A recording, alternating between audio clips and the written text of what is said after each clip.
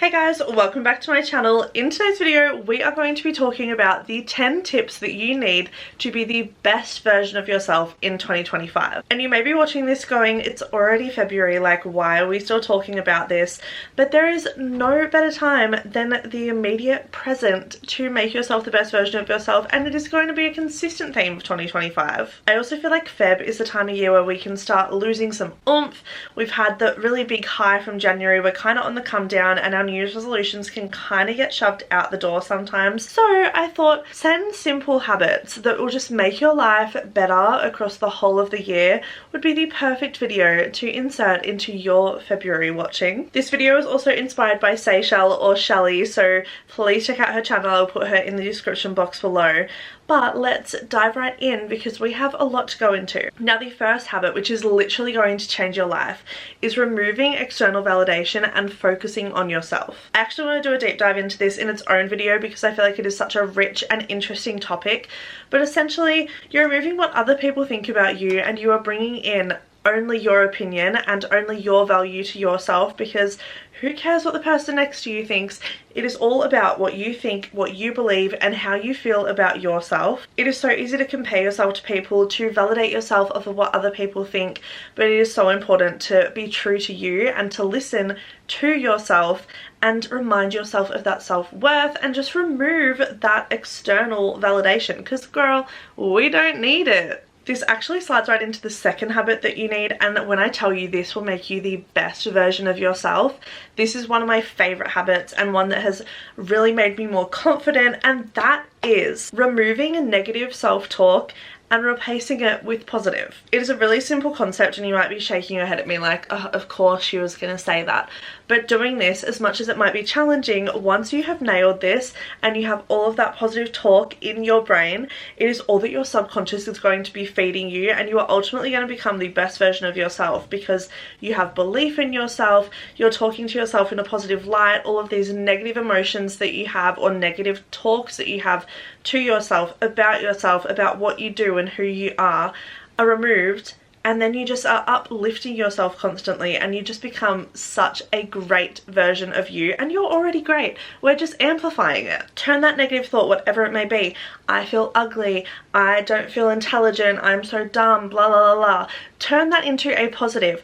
I am smart, I am beautiful, I am kind. Again, just bringing these affirmations, which I talk about all the time, but replacing all of those negative things with positive talk is just going to uplift you, and I promise it makes you feel so good about yourself. The third habit is to replace your screen time or your doom scrolling with something that is a little bit more offline. And this is coming from someone who works in social media, does social media as a hobby, like is constantly on her phone. My screen time is actually a joke. However, integrating some physical activities, it doesn't have to be like a walk. What I mean is like a puzzle, coloring, reading, something that is a little bit more gentle on your mind but can still be stimulating for your brain, because sometimes that is why we doom scroll, because we just want some stimulation. Putting it into a different activity like a puzzle or like coloring is going to just like take that pressure off your brain. You're going to feel better about it. You can even watch the TV in the background like while you're coloring in a book. Stuff like that just makes you feel so good. It is so easy to get sucked into these little devices. I do it all the time. Like I said, I literally am on this for my job, for my hobby, and then I also just scroll randomly all the time, but I feel like it does suck a lot out of the day, and just bringing in something a little bit different, like reading, for example. I literally have books like on my bed right now. Just replacing the doom scrolling with something that's going to make you feel a little bit more fulfilled is ultimately going to change your day and make you just feel better. Number 4, be more present. If you're out with your friends, put your phone down and just enjoy it and have a really positive conversation and have those human connections. If you're traveling, put your phone away, just enjoy the scenery, enjoy the moment. And I'm not saying you can't take your phone out to take photos, because I'm a photo girl. I'm always taking photos.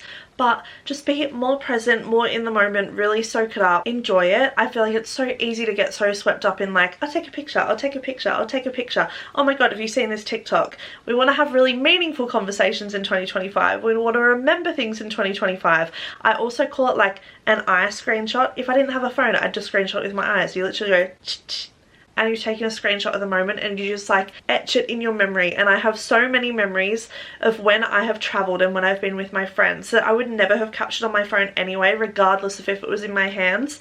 So just be present, be in the moment, and just really enjoy it, and I feel like it'll just make your year that whole lot more wholesome. Number 5 is movement, and movement is so important for the mind, the body, the soul, literally everything. And I am not telling you that you need to get up and go and run a marathon, but what I am saying is to get up and move around and enjoy the day. Personally, I love walking. A lot of people find that really boring, so you may want to do something like Pilates or yoga. Also, I'm literally getting such a big halo around my head right now. You might want to go for a run, you might want to go swimming. Whatever it is, get that little bit of movement into your day, and I promise that your day is just going to get better, and then it'll just domino effect. Your week will feel good, your body will feel good, your mind will feel good, and just overall as a being and a person, you will feel incredible. I know for me personally, when I do it, I love yoga before I go to bed. There's a little yoga studio around the corner from me, and I just do a little breath work, a little stretching, and I love it so much. And then I love a walk in the morning, or I love a walk in the evening, and that movement literally changes my whole day. If I'm having a bad day and I go for a walk, my day is instantly flipped on its head. And if you're watching this and you're like, walks are boring, well, let me introduce you to point number 6, and that is podcast walks. Podcast walks have literally changed my life. I used to be that person that was like, oh, I can't be bothered going for a walk.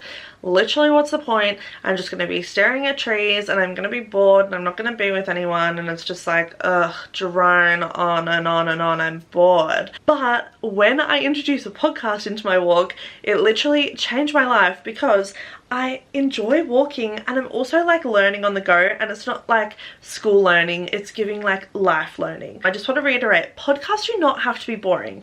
You do not need to listen to a business podcast.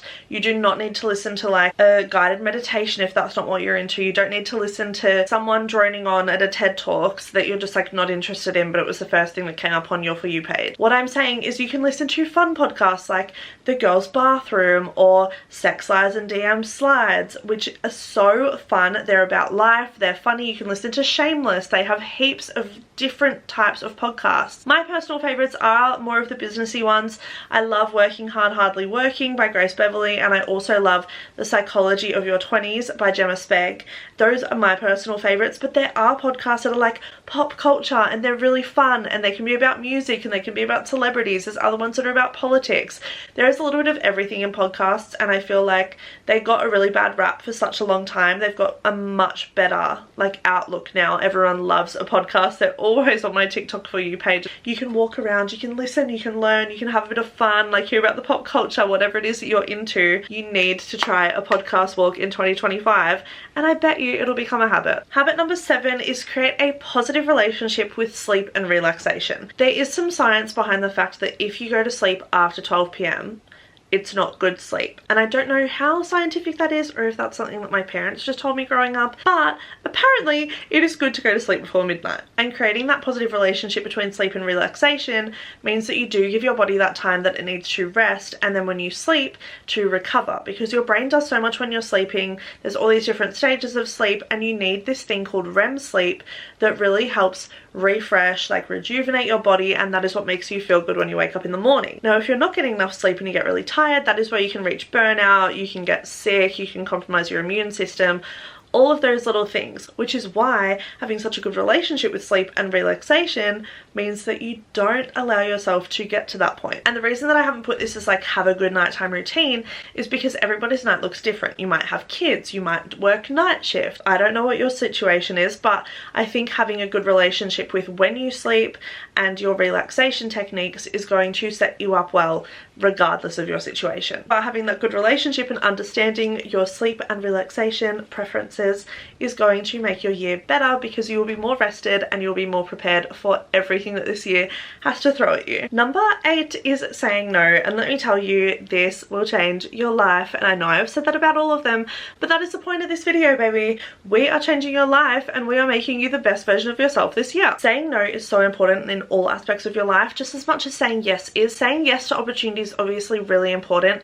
but saying no and having that boundary is so important. It is so important to be able to say no, to have boundaries with yourself and the people around you, and this is going to come in all different aspects of your life. but learning to do this and becoming confident in doing this is really important. For example, with values, if you're out with your friends and they're drinking and they're smoking and you don't want to drink and you don't want to smoke, being able to say no when they ask you if you want one is a really good boundary to have because you're sticking to your values. When it comes to work, it may look like a lot of people from different departments coming in and giving you a deadline, and you have to say, no, sorry, I actually have this many things that I have to achieve by the end of today. Can this become a priority for tomorrow? You're not flat out saying no, and sometimes you won't flat out be saying no. You may be deflecting or choosing a slightly different option, but at work you might just be like, no, I'm so sorry, like I actually have all of these things that I have to get done by today. Can we prioritize this for tomorrow? You've said no, you've set a boundary, and you're respecting yourself and like the amount of stress that you're putting on your body in that certain situation. Depending on your goals for the year, you may have to say no to events, you may have to say no to purchasing something, you may have to say no to yourself and like really have that discipline. And just learning to say no across the board and saying it more often when you need to is so important, and it's just gonna make your life that little bit better, because once it's easy to say no, it's easy to stick to your values and do the things that you need to do for yourself. Number 9 is celebrate the small wins, and you can choose to celebrate these however you like. Personally, I love to journal, I love gratitude, and I will always write down the things that I'm grateful for, whether it be in my notes or in a physical book.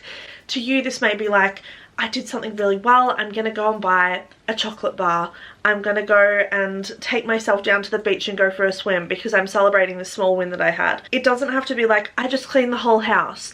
It could be, in that day, the small win for you is that you made your bed. And then you reward yourself. Celebrating the small wins and like writing them down and being grateful for them and practicing gratitude is just going to make your outlook on life so positive. And I feel like the more that you celebrate life, the more that you celebrate yourself, the more that you uplift yourself, the better you feel and the better your year will be. Like I literally celebrate after I've had a really positive work day and I've just like been in good spirits, and then after work I'll take myself to the beach and go for a swim. Or if I go for a long drive and I don't stop, like I drove for an hour and a half the other day and I celebrated and I bought myself a little chocolate because I said, yes girl, you did that, you did a long drive, and you know what, we're going to treat ourselves now because we made it here and we didn't even need to pull over to go to the bathroom. And for me that is a small win. And that is what I mean by small wins. And the golden number, number 10, the final habit that you need to have in 2025 is to show up for yourself. Show up for yourself, be there, be your biggest cheerleader, be the girl that says, oh my god, look at what I did, look at what I did, I showed up for myself, I was there, I'm so proud of myself, I'm so happy, she did amazing. And when you say she, you're pointing at yourself, she did amazing. Like, hello, you did amazing, I'm gonna show up for you. I want you to show up for yourself though, because girl, look at you. Look at what you've done already, and we're only like a week into Feb. Like, hello? It's just gonna be like the best year ever, and I'm so excited to see it. I'm so excited to see it. And guess what? You've already started showing up for yourself because you have made it through this whole video. You've watched this whole thing. You are dedicated to yourself and you are taking these habits on board, or if you're not taking them on board, you at least listen to them. And you are making that move to show up for yourself, and girl, thank you, firstly, but also go you. So those are all of the 10 habits that you need to be the best version of yourself in 2025. Thank you so much for bearing with the lighting changes. The sun is going in and out of clouds today, girl. It is crazy over here. Thank you so much for watching. I'm so grateful that you're here. Leave a comment down below with your favorite habit from this video, but also a habit that you think other people need to hear that I haven't maybe mentioned in this video. I'm very curious because I love hearing what other people have to say. Subscribe to come along for the journey. Of course, give this video a thumbs up if you enjoyed it. I will see you in the comments below, and I will see you next time for another video. I love you very much. Thank you so much. It's your year, girl. It's your year. I'm so excited.